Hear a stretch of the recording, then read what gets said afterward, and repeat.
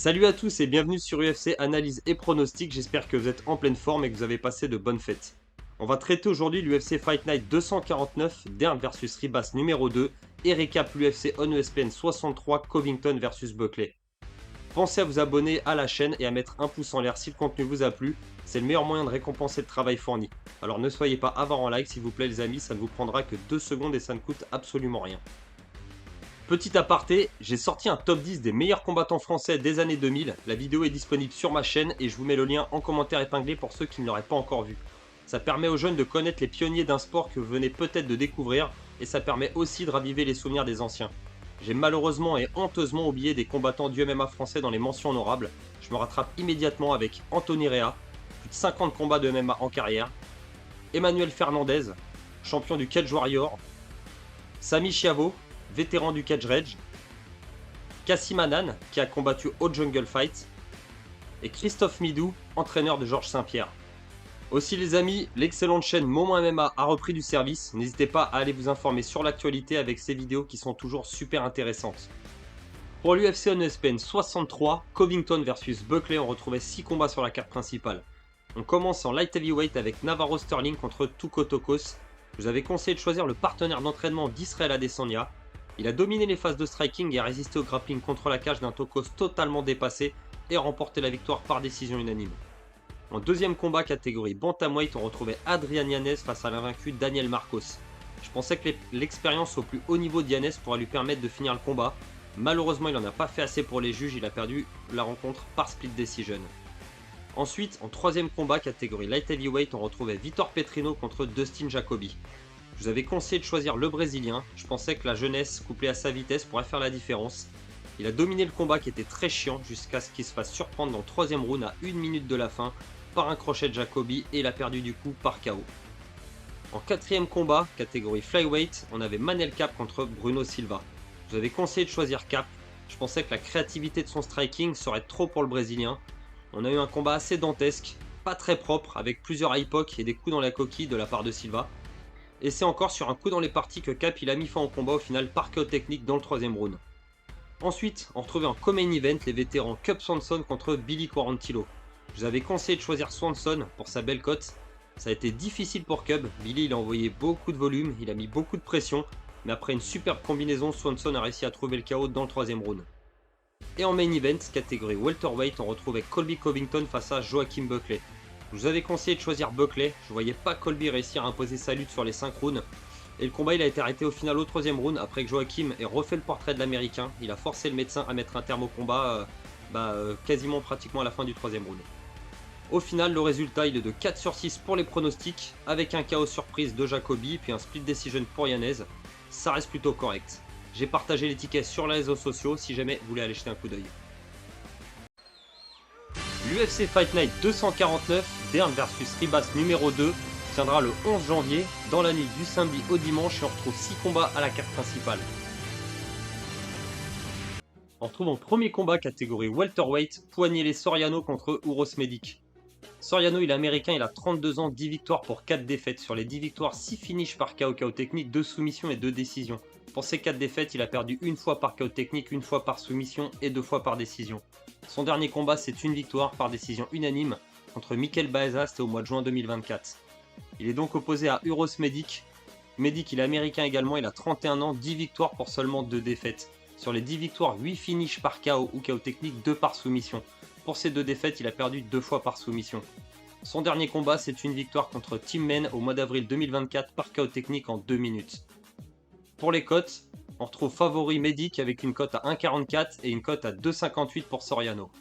Alors sur le papier, Soriano c'est plutôt un striker, même si ça reste un combattant assez complet. Il sortait de la catégorie middleweight. Dans les combats d'avant, il a enchaîné plusieurs défaites. Il avait perdu en 2023 contre Kopilov. Roman Kopilov s'était pris un KO technique. En striking, il avait ensuite perdu au sol contre Dustin Stolfus. C'était au mois de décembre 2023. Donc si on remonte plus en avant, il a même affronté Brendan Allen en 2021. Brendan Allen, pardon, en 2021. Donc il est descendu de catégorie en welterweight et il a battu donc Miguel Baeza lors de son dernier combat. Contre Medic, je pense que Medic, qui est également un striker, 8 finishes par KO technique ou KO sur les 10 victoires, je pense qu'il aura l'avantage en striking. Est-ce que Soriano pourrait essayer de mixer, d'essayer de lutter, essayer d'emmener Medic au sol et peut-être éventuellement le coincer contre la cage, essayer voilà, de pourrir un peu le combat? Je pense pas que ça puisse fonctionner. Medic, je le pense meilleur dans tous les aspects, un petit peu meilleur. Medic, lui, il était chez les lightweights, et à l'inverse de Soriano qui est descendu des middle chez les welter, lui, Medic, il est monté des lightweights chez les welter. Il avait affronté normalement Jalin Turner, notamment en 2021, où il avait perdu par soumission. Et il avait perdu par soumission en 2023 aussi contre Orolbai. Sinon, depuis donc, il est passé en welterweight. Donc je vois quand même l'avantage pour Medic. Je pense que ça va être compliqué pour Soriano. Dans son dernier combat, effectivement, il est revenu avec une victoire Soriano contre Baeza, mais Baeza, il était sur 3 défaites d'affilée.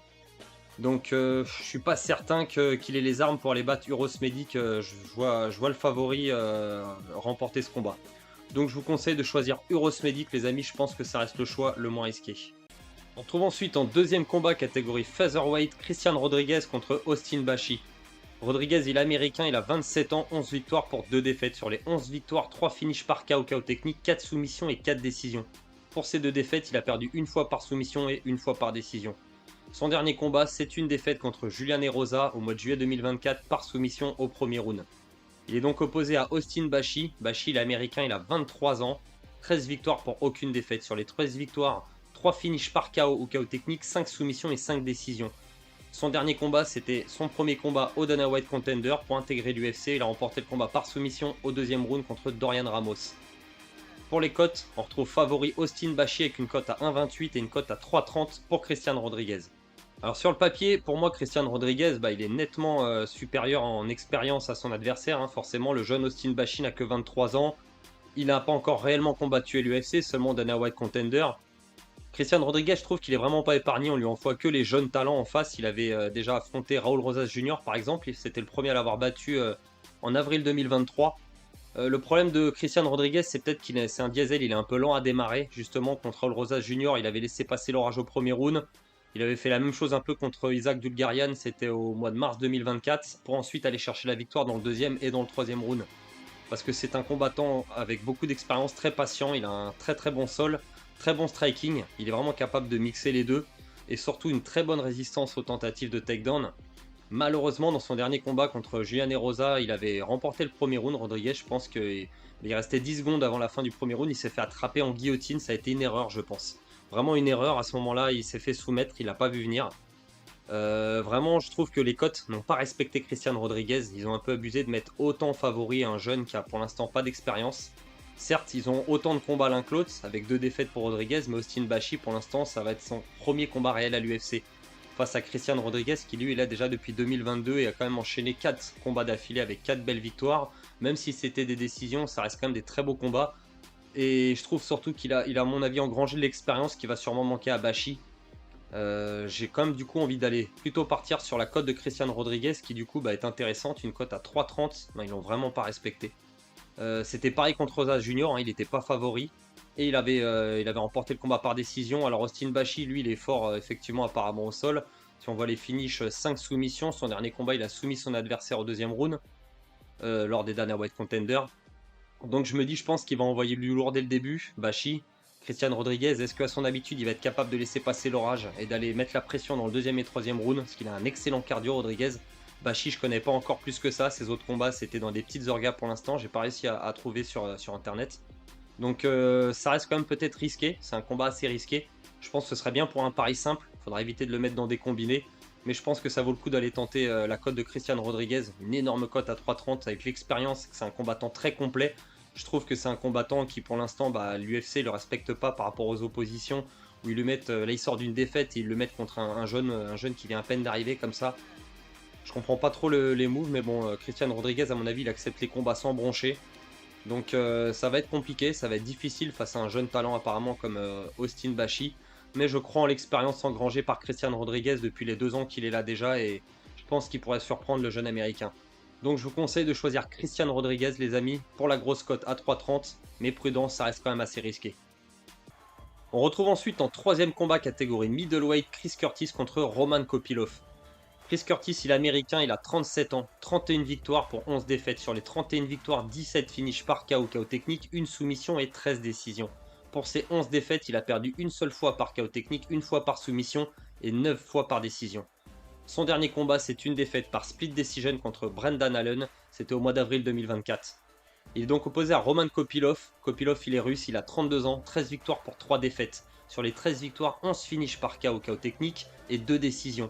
Pour ses 3 défaites, il a perdu 2 fois par soumission et une seule fois par décision. Son dernier combat, c'est une victoire par split decision contre César Almeida, c'était au mois de juin 2024. Pour les cotes, on retrouve favori Roman Kopylov avec une cote à 1,34 et une cote à 2,97 pour Chris Curtis. Alors sur le papier, c'est vraiment un duel de striker. Chris Curtis, hein, je vous l'ai dit, sur les 31 victoires, 17 finishes par KO technique. Hein, c'est vraiment pas un combattant qui aime aller lutter. Il préfère rester debout et aller chercher le finish par KO ou par KO technique. Kopylov, c'est la même chose. Kopylov, il avait perdu un combat en arrière en 2024 au mois de février contre Anthony Hernandez au sol par soumission. Mais Hernandez, vraiment, il a un grappling qui a un niveau supérieur. Kopylov, il avait pas réussi à imposer son striking. Avant ça, il était quand même sur une série de 4 victoires. Il fallait remonter à 2021 pour retrouver une défaite par décision contre Albert Duraev. Ça va de toute façon être son talon d'Achille, hein, c'est le sol à Kopylov. Mais contre Chris Curtis, je pense qu'il n'aura pas vraiment à s'en faire. Ça va être un combat vraiment de pur striker. Je pense pas que Curtis, même s'il est un peu dépassé, qu'il pourra essayer de lutter. C'est une possibilité si jamais il est dépassé par Kopylov, par sa rapidité. Kopylov, il a très bon high kick. Il a une bonne vista. Il a vraiment un bon coup d'œil, une très bonne boxe aussi. Curtis, lui, par contre, a la puissance dans les points. Donc, il faudra quand même que Kopylov soit prudent. Même s'il a 37 ans, le vétéran, il a toujours la puissance dans les points. On l'a vu dans ses derniers combats hein, contre Brendan Allen. Il a quand même pas mal touché. Même si Allen a remporté le combat par split decision, c'était une guerre. Avant ça, il avait battu Marc-André Barriault. Le no contest contre Nassourdine Imavov en juin 2023 à cause c'était un coup de tête accidentel. Avant ça, il avait affronté Kevin Gastelum, Joachim Buckley, Jack Hermanson. Brendan Allen même qu'il avait battu effectivement aussi en 2021 par KO technique, donc grosse expérience, hein. L'expérience est du côté de Curtis. Mais Kopylov il a quand même engrangé pas mal de combats et ça fait un moment qu'il est à l'UFC.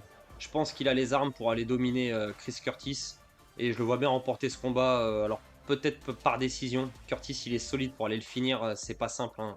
Sur ses défaites il a été très peu de fois terminé Chris Curtis, donc je vois une décision. Je pense que Roman Kopylov peut dominer son adversaire. Je pense qu'il peut lui faire assez mal. Qu'il reste prudent sur les distances. Qu'il rentre pas trop en mi-distance justement et qu'il fasse attention à la puissance de l'américain. Mais normalement ça devrait le faire pour le russe. Donc je vous conseille de choisir Roman Kopylov les amis. Je pense que ça reste le choix le moins risqué. On retrouve ensuite en quatrième combat catégorie middleweight César Almeida contre Abdulrazak Al-Hassan. Almeida il est brésilien, il a 36 ans, 6 victoires pour une seule défaite. Sur les 6 victoires, 4 finishes par KO au KO technique et 2 décisions. Sa seule défaite, elle a été par décision. Son dernier combat, c'est une victoire contre Torpoteria, c'était au mois d'octobre 2024 où il a remporté le combat par décision unanime. Il est donc opposé à Abdulrazak Al-Hassan. Abdul, il est ghanéen, il a 39 ans, 12 victoires pour 6 défaites. Sur les 12 victoires, 12 finishes par KO technique. Sur les 6 défaites, une par KO technique, une par soumission et 4 par décision. Son dernier combat, c'est un no contest contre Cody Brundage, c'était au mois de juillet 2024 à cause de coups de coude illégaux. Avant ça, il avait perdu en 2023 contre Joe Pyfer, sinon par soumission. Pour les cotes, on retrouve favori César Almeida avec une toute petite cote à 1,29 et une grosse cote à 3,25 pour Abdulrazak Al-Hassan. Alors sur le papier, on a à nouveau un duel de striker, sauf qu'il y a beaucoup plus d'expérience à l'UFC pour Abdulrazak Al-Hassan, qui est arrivé quand même depuis maintenant. Je vais retourner à son premier combat, ça remonte, c'était en 2016. Rendez-vous compte, hein, ça fait déjà 9 ans qu'il est là. 9 ans qu'il est à l'UFC et même s'il n'a pas énormément combattu, il avait enchaîné pas mal de défaites en 2020. 3 défaites d'affilée où il avait pris notamment sa seule défaite par KO. Avant ça, si on remonte un peu plus en arrière, après il avait aussi perdu par split decision contre Joachim Buckley. Une victoire contre Claudio Ribeiro en 2023 et sinon donc cette défaite par soumission donc contre Joe Pyfer. César Almeida, lui, il a effectivement beaucoup moins d'expérience à l'UFC puisqu'il est arrivé au Dana White Contender en 2023. Il a enchaîné sur une victoire par KO technique avant de perdre donc contre Roman Kopylov par décision, par split decision. Il a renoué avec la victoire en battant Potiria, c'était au mois d'octobre comme je disais juste avant, 2024. Donc l'expérience reste quand même du côté du Ghanéen. Après même s'il a déjà 39 ans, Abdul, son adversaire n'est pas beaucoup plus jeune, il a 36 ans, il a commencé le MMA assez tard, c'était en 2016. Donc il a une énorme favori. Pourtant Abdulrazak Al-Hassan, on sait à quel point c'est un bon striker. Il a la foudre dans les poings lui aussi. Capable d'éteindre ses adversaires. Hein. Je pense que son palmarès il parle pour lui. Je me rappelle de son KO qu'il avait mis à Nico Price, ça faut remonter déjà en 2018 où il avait éteint en 40 secondes dès le premier round. Après, il avait enchaîné pas mal de défaites parce que bon, souvent il tombait contre des adversaires, soit qui réussissaient grâce à leur distance à le dominer sur les phases de striking, soit à l'emmener au sol comme Joe Pyfer et à imposer du grappling. Contre Buckley, il avait perdu par split decision, mais Buckley, c'est un excellent striker également.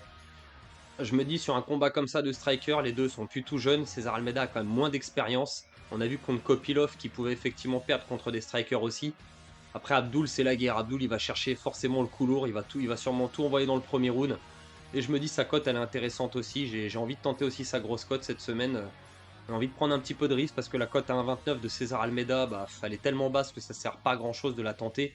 Et vu que pour moi, c'est plutôt du 50-50 sur le striking, à partir du moment où les deux, je sais qu'ils vont envoyer du pâté, je me dis dans ce cas-là, une cote à 1,29, ça n'a aucun sens. Donc je partirais plutôt sur la grosse cote de Abdulrazak Al-Hassan. Donc je vous conseille de choisir Abdulrazak Al-Hassan, les amis, cote à 3,25. Restez prudents, ça reste quand même assez risqué, ce sera pour un pari simple. On retrouve ensuite en co-main event catégorie welterweight Santiago Ponzinibbio contre Carlson Harris. Ponzinibbio, il est argentin, il a 38 ans, 29 victoires pour 8 défaites. Sur les 29 victoires, 16 finishes par KO ou KO technique, 6 soumissions et 7 décisions. Pour ses 8 défaites, il a perdu 4 fois par KO KO technique et 4 fois par décision. Son dernier combat, c'est une défaite par split decision contre Muslim Salikov, c'était au mois de juillet 2024. Il est donc opposé à Carlston Harris. Carlston Harris, il est guyanais. Il a 37 ans, 19 victoires pour 6 défaites. Sur les 19 victoires, 5 finishes par KO ou KO technique, 6 soumissions et 8 décisions. Pour ses 6 défaites, il a perdu 3 fois par KO KO technique et 3 fois par décision. Son dernier combat, c'est une défaite par KO contre Khalin Williams. C'était au mois de mai 2024. Pour les cotes, ça reste très serré. On retrouve Santiago Ponzinibbio favori avec une cote à 1,75 et une cote à 1,95 pour Harris. Alors Santiago Ponzinibbio, c'est un vétéran, excellent striker. Hein. Son dernier combat, il a perdu par split decision donc contre Muslim Salikov, mais c'était très serré. Très serré. Muslim Salikov, c'est lui aussi un excellent striker et on a vu que du coup Santiago Ponzinibbio était capable de lui tenir la dragée haute, même si les deux ils sont aux alentours de la quarantaine. D'ailleurs Salikov, lui, il me semble qu'il les a déjà. Avant ça, il avait perdu contre Kevin Holland, il avait pris un gros KO contre Kevin Holland, c'était au mois d'avril 2023, donc il est quand même sur une série de 5 défaites, 4 défaites sur ses 5 derniers combats, Ponzinibbio. Il a battu Alex Morono par KO technique, c'était en décembre 2022, sa dernière victoire. Sinon avant ça, il avait perdu contre Michel Pereira par split decision et contre Geoff Neal, split decision également. Donc il s'est fait finir une seule fois par KO contre Kevin Holland lors de ses 5 derniers combats. 4 défaites certes, mais 3 par split decision. Donc je pense qu'il en a encore sous le coude, le vétéran. Et je pense que son striking pourrait quand même faire du mal à Carlston Harris. Harris sur les 19 victoires, 5 finishes par KO technique et 6 soumissions. Ça reste un combattant quand même assez complet, mais il excelle pas dans tous les domaines. Hein. Il a donc pris, comme j'ai dit, un gros KO lors de son dernier combat. Avant ça, il était sur 2 victoires, une par soumission et une par décision. Il avait pris un gros KO sur un spinning all kick, c'était contre Shavkat Rakhmonov au mois de février 2022. Sinon, il avait quand même battu Ipan Kasanganay, c'était en septembre 2021 par KO technique au premier round. Ipa qui est devenu champion du PFL. Donc je pense que l'avantage en striking sera du côté de Ponzinibbio. Si Carlston Harris veut gagner ce combat, il faudrait qu'il essaye de mixer, qu'il essaye de faire un peu de grappling contre la cage, d'essayer de fatiguer l'Argentin, essayer peut-être de l'emmener au sol, peut-être un peu de pourrir le combat. De toute façon, ce sera en 3 rounds, donc je pense que s'il y a de longues phases au sol, ça sera sûrement l'avantage de Harris. Par contre, le striking, je donnerais quand même l'avantage du coup à Ponzinibbio. Je pense qu'il peut faire la différence dans cette phase-là. S'il veut remporter le combat à l'Argentin, il faudra qu'il garde le combat debout, qu'il impose son style. Et normalement, au niveau cardio, bon, les deux, je pense qu'ils sont à peu près, ils ont tous les deux un bon cardio, mais je donne quand même du coup l'avantage à Ponzinibbio, vu que le combat va commencer debout. Il faudra vraiment qu'Harris cherche à l'emmener au sol. Ponzinibbio, c'est quand même pas facile de l'emmener au sol non plus. Il a une bonne défense de takedown. Ça reste quand même un combat très compliqué. Effectivement, les deux ont leurs armes, les deux peuvent remporter le combat. Mais je pencherai quand même plutôt du côté de l'Argentin. Il est favori, légèrement favori en plus, donc je vais rester du côté de Santiago Ponzinibbio. Donc je vous conseille de choisir l'Argentin, Santiago Ponzinibbio les amis, mais restez prudents, ça reste quand même un combat assez risqué. Et on retrouve en main event, catégorie strawweight, Mackenzie Dern contre Amanda Ribas numéro 2. Mackenzie Dern, elle est américaine, elle a 31 ans, 14 victoires pour 5 défaites. Sur les 14 victoires, 7 finishes par soumission et 7 par décision. Pour les 5 défaites, elle a perdu une fois par KO technique et 4 fois par décision. Son dernier combat, c'est une victoire par décision unanime contre Lupina Godinez, c'était au mois d'août 2024. Elle est donc opposée à Amanda Ribas. Amanda Ribas, elle est brésilienne, elle a 31 ans, 13 victoires pour 5 défaites. Sur les 13 victoires, 4 finishes par KO technique, 4 soumissions et 5 décisions. Pour ces 5 défaites, elle a perdu 3 fois par KO technique et 2 fois par décision.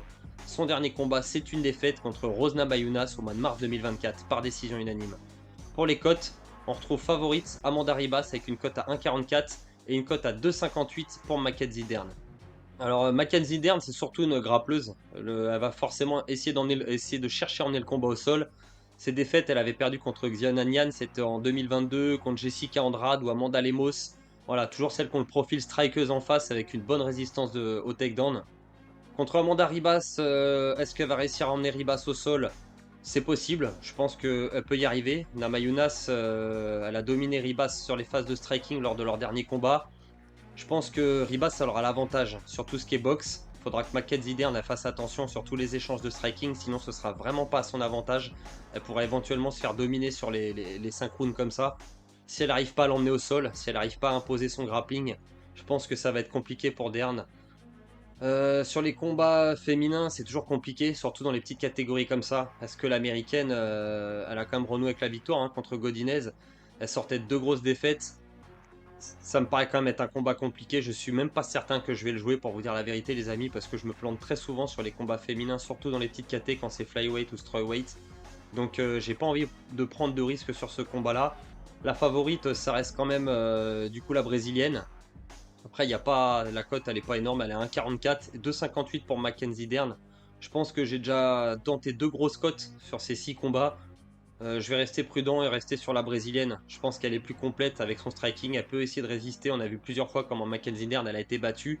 Elle sait comment faire Ribas. Normalement, si reste appliquée, elle devrait s'en sortir. Elle a perdu son dernier combat, certes, mais c'était contre Rose Namajunas. Namajunas, hein, c'est ancienne championne, grosse expérience. Contre Mackenzie Dern, ça pourrait passer. Si elle réussit à imposer son striking et qu'elle ne va pas au sol, qu'elle ne se retrouve pas sur le dos, normalement, je pense qu'elle peut remporter au moins 3 voire 4 rounds. Donc il y aura sûrement une décision sur ce combat-là, comme très souvent. Donc je vous conseille de rester sur la brésilienne, de ne pas prendre de risque, les amis. Amanda Ribas, je pense que ça reste le choix le moins risqué. Voilà les amis, on en a terminé. J'espère que ces pronos vont être bons, et surtout il ne va pas y avoir de changement sur la carte principale à 4 jours. Ça peut arriver. Si jamais il y en a, je le mettrai en commentaire épinglé comme d'habitude. Quant à nous, on se retrouvera la semaine prochaine pour analyser et pronostiquer l'UFC 311, cette dinguerie du UFC 311. On aura en combat principal Islam Makhachev contre Arman Tsarukyan pour la ceinture lightweight. En common event, le champion bantamweight Merab Dvalishvili contre Umar Nurmagomedov. Ensuite, on a en light heavyweight Thierry Prohaska contre Jamal Hill.